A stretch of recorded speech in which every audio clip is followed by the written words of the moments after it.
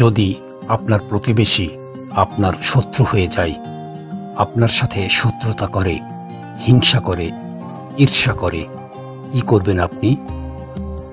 সে কথাই রইল আজকের পর্বে।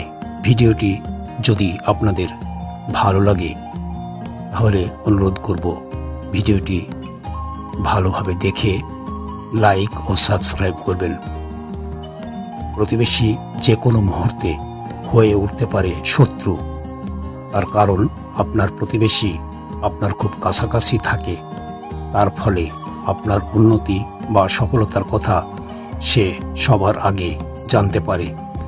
মানুষ কতটা ভালো সেজে আপনার কাছে থাকছে, কতটা ভালো কি সে হয় আপনার অবনতিতে বা আপনার কষ্টে সে আপনার সামনে বিমর্ষ ভাব দেখালেও মনে মনে যে সে খুশি খুশি হয়নি এ গ্যারান্টি আপনি দিতে পারবেন না।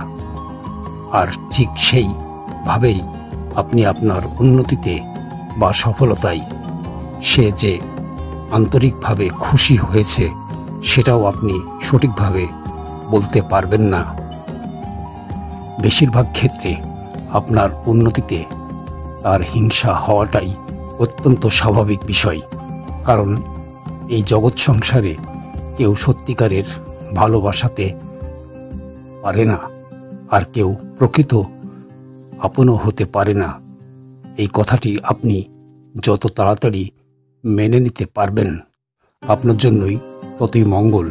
বেশিরভাগ ক্ষেত্রে এমনটাই দেখা যায় যে সামান্য তুচ্ছ কারণে যখন ব্যক্তিগত স্বার্থে আঘাত লেগেছে তখন আপনার প্রতিবেশীর বন্ধুসুলভ মুখোশটি সামনে খুলে গেছে, বেরিয়ে এসেছে তার আসল মুখটি।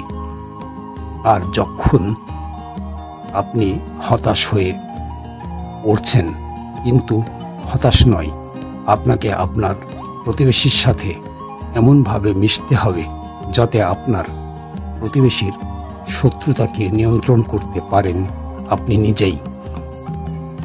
প্রতিবেশীর সাথে এমনভাবে মিশুন যেন আপনারা দুজন একটি রেল ও ট্রাকের দুটি লাইন পাশাপাশি চলছেন, সমান্তরালভাবে চলছেন, কিন্তু একটি নির্দিষ্ট দূরত্ব মেনে চলুন। তিনটি কথা আপনার জীবনে মেনে চলতে হবে। প্রথম, আপনার গোপনীয়তা বজায় রাখতে হবে। আপনার গোপন কথা, মনের ব্যথা আপনি মাত্র একজনকে বলতে পারেন। এই পৃথিবীতে সেই একমাত্র আপনজন, সে ছাড়া আপনি আপনার গোপন কথা আর কাউকে বলবেন না। যদি আপনি সে কাজটি করে বসেন তাহলে আপনি মস্ত ভুল করবেন। সংসার জীবনের নানান জটিলতায় মন অশান্ত হওয়া, অস্থির হওয়া খুব স্বাভাবিক, কিন্তু সেই মনের রাশটিকে আপনাকেই যে ধরে রাখতে হবে। কোনো তাবিজ, কবজ, তন্ত্রমন্ত্রের প্রয়োজন নেই। সাবধান, শুধু একটি কাজ করুন, আপনার শত্রু আপনার বশীভূত হবে, আপনার কথাই হবে শেষ কথা। আপনার শত্রু আপনার পায়ে এসে পড়বে। সেই কাজে আপনার সাথে যে বা যারাই শত্রুতা করুক না কেন, মনে রাখবেন তাকে তার মূল্য দিতে হবে। যার বিচার আদালত করতে পারে না, তার বিচার করার সময়, তার সময় যখন বিচার করে তখন না দরকার হয় সাক্ষীর আর না প্রয়োজন হয় প্রমাণের। আপনি সবসময় নিজের রাস্তায় সোজা চলুন। আপনাকে ডান দিকে, বাঁ দিকে, কোনো দিকে তাকানোর দরকার নেই। বন্ধু শত্রু হয়ে হয় মুহূর্তেই। কিভাবে বলুন তো? যদি সে প্রয়োজনের অতিরিক্ত পায় আপনার কাছ থেকে, প্রয়োজনের অতিরিক্ত কোনো কিছু শুভ নয়, ভালো নয়। প্রয়োজনের অতিরিক্ত খাবার খেলে শরীরে সমস্যা হয়। প্রয়োজনের অতিরিক্ত অর্থে অনর্থ আসার সম্ভাবনাই বেশি। ঠিক সেইভাবে প্রয়োজনের অতিরিক্ত ভালোবাসাও কখনো কাউকে দেওয়া উচিত নয়। লেবু শরীরের জন্য উপকারী, খেতেও ভালো, কিন্তু বেশি টিপলে তিতো হয়ে যায়। তাই আপনি কাউকে বেশি যত্ন করেন, ভালোবাসা দেন, তখন সে মনে করতে শুরু করে যে এটা তার অধিকার, সে নিজে অর্জন করেছে। তাই আপনি যে তার জন্য করছেন সেটা আপনার করা কর্তব্য, আপনাকেই করতে হবে।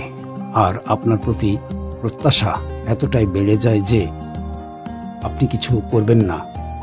সামান্য কাজের অবহেলা হবে, তখনই সে আপনার শত্রু হয়ে যাবে। কারণ আপনি যে তাকে আদর যত্ন করছেন সেটা যে ভালোবাসা থেকে করছেন, সেটা তখন আর তার মনে থাকবে না। সে মনে শুরু করতে ভাববে যে এটা আপনার দায়বদ্ধতা, আপনাকে করতেই হবে। আর এই সুযোগই সে নিতে থাকবে এবং শুরু করে, তখনই তা ধীরে ধীরে নষ্ট হতে থাকে। তাই সাবধান হয়ে যাবেন। অতিরিক্ত প্রয়োজনের অতিরিক্ত কোনো কিছু কারোর জন্যে করবেন না। আপনি নিজের মূল্য নিজেই নির্ধারণ করুন, তাহলে আপনার কথা শুনতে সকলে বাধ্য হবে। আপনার কথাই হবে শেষ কথা। আপনাকে যারা শত্রু মনে করে বা যারা আপনার শত্রু, তারাও আপনার কথা মতো চলবে। আপনাকে একটা কাজ করতে হবে, আপনাকে অন্যের কথা শুনতে হবে বেশি, নিজের কথা বলবেন কম। নিজের কথা অন্যকে বলে কী লাভ বলুন তো?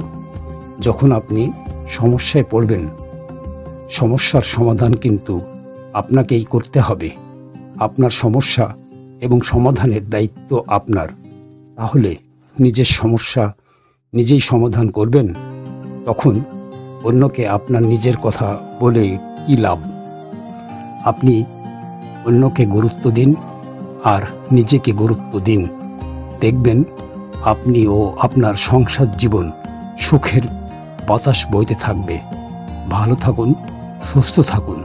সবাইকে অনেক ধন্যবাদ।